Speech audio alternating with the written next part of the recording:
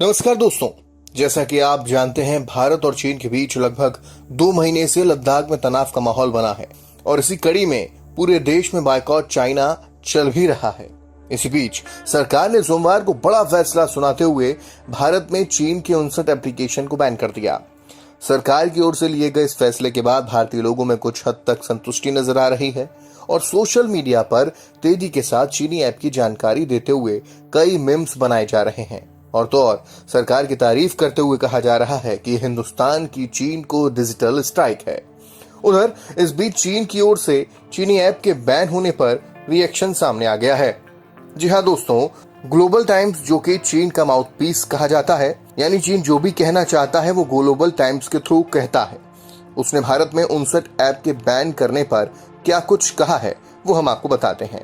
Global times ने headline में ही दिया कि चीन के ऐप पर बैन करने से भारत के स्टार्टअप को भारी नुकसान होगा और चीनी कंपनियां निवेश को वहां से रोक देंगी। वहां के एक्सपर्ट्स बताते हैं कि भारत सरकार का व्यवहार बहुत बचकाना और भावनात्मक रहा। ये भारत के आगे चीनी निवेश के लिए बहुत बुरा संकेत है। यही नहीं, भारत के लिए अपने बाजार से चीनी प्रभाव को काटना बेहद मुश्किल हो जाएगा, क्योंकि चीनी तकनीक कंपनियों के सामने भारत बेहद कमजोर है। यही नहीं, ग्लोबल टाइम्स ने भारत की ही कंपनी के end fund management company iron pillar fund का हवाला देते हुए बताया है कि 2019 के आखिर तक भारत की 31 यूनिकॉर्न कंपनियों से आधे से अधिक चीनी टेक दिग्गज यानी कि अलीबाबा और टेंसेंट ने निवेश किया था।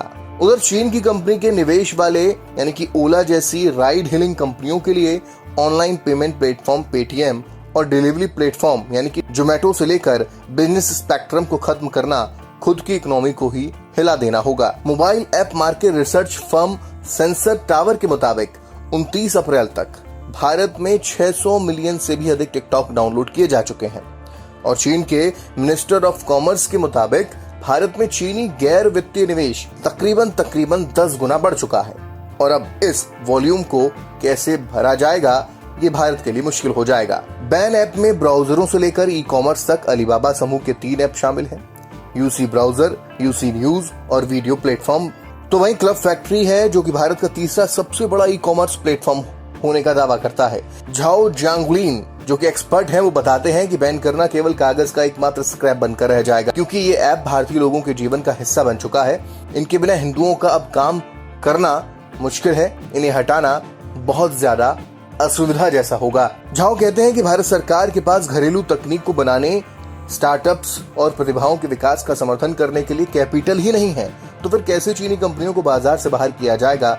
ये तो असंभव जैसी बात है। सरकार ने चीनी ऐप्स को लेकर भले ही ये कह दिया हो कि ये देश और प्रदेशों की सुरक्षा के लिए खतरा है, लेकिन विस्तार से इसको लेकर कुछ कहा नहीं गया।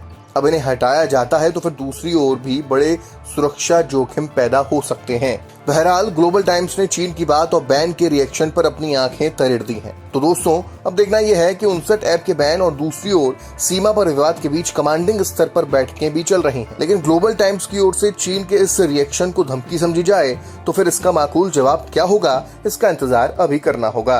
59 एप्लीकेशन के बैन पर चीनी रिएक्शन के बाद आप क्या सोचते हैं, कमेंट बॉक्स में जरूर बताइए।